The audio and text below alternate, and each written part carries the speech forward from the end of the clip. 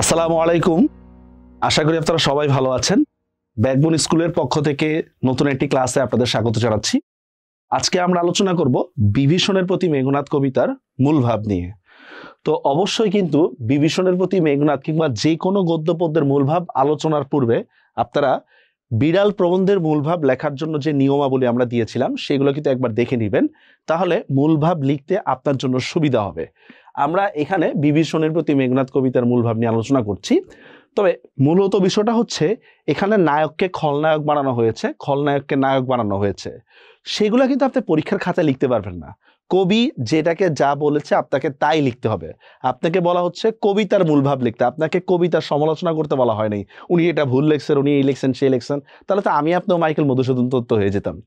তো যাই হোক, এখানে দেখুন বিভীষণের প্রতি মেঘনাদ কবিতায় মেঘনাদের দেশপ্রেম বোধ ও বিভীষণের বিশ্বাসঘাতকতার রূপটি তুলে ধরা হয়েছে। এটা হচ্ছে কবিতা অনুসারে, অথচ কিন্তু বাস্তবে বিভীষণের নৈতিকতার দিকটা তুলে ধরার কথা ছিল। যাই হোক, মাইকেল মধুসূদন দত্তের মেঘনাদ বধ মহাকাব্যের 6ষ্ঠ স্বর্গে, এটা হচ্ছে একটা ইনফরমেশনটা কোথায়, যে বিভীষণের প্রতি মেঘনাদ কবিতাটা কোথা থেকে নেওয়া হয়েছে। 6ষ্ঠ স্বর্গে লক্ষণের হাতে মৃত্যু হয় মেঘনাদের। রাম দ্বীপরাজ্য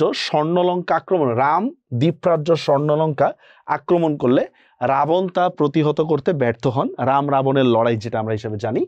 ফলে সেনাপতির দায়িত্ব দেওয়া হয়, কিন্তু মায়াদেবীর আনুকূল্যে ও বিভীষণের সহায়তায়, মানে সেনাপতির দায়িত্ব কাকে দেওয়া হয়? মেঘনাদকে সেনাপতির দায়িত্ব দেওয়া হয়, কিন্তু মায়াদেবীর আনুকূল্যে ও বিভীষণের সহায়তা। এই জন্য দেখেন আমরা একটা কথা বলি কিন্তু, ঘরের শত্রু বিভীষণ, দেখবেন কথায় কথা কিন্তু আমরা বলি ঘরের শত্রু বিভীষণ, এই টাইপের। লক্ষণ শত শত প্রহরীর চোখ ফাঁকি দিয়ে নিকুম্বিলা যজ্ঞাগারে প্রবেশ করে। এটা আমাদের গল্পের কাহিনী। এটা সেখানে মেঘনাদ বিভীষণের বিশ্বাসঘাতকতার কথা জানতে পেরে বিভীষণকে কটাক্ষ করে কিছু কথা বলে, যা কবিতার নাম বিভীষণের প্রতি মেঘনাদ বলা হয়েছে। যুদ্ধে মেঘনাদ বিভীষণের সহায়তা চাইলেও বিভীষণ রামের পক্ষের লোক। বিভীষণ কার পক্ষের লোক বলা হচ্ছে?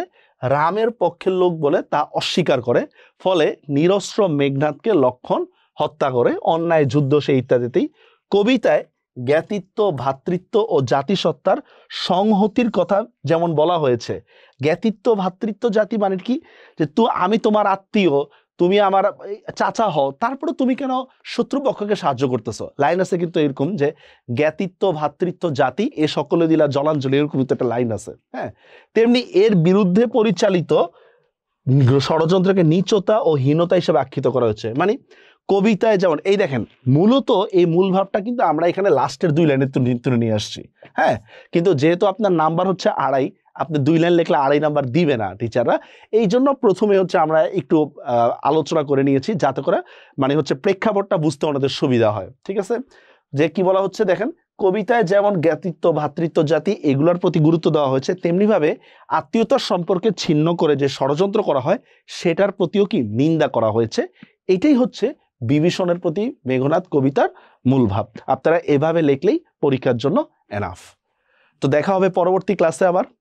আল্লাহ হাফেজ।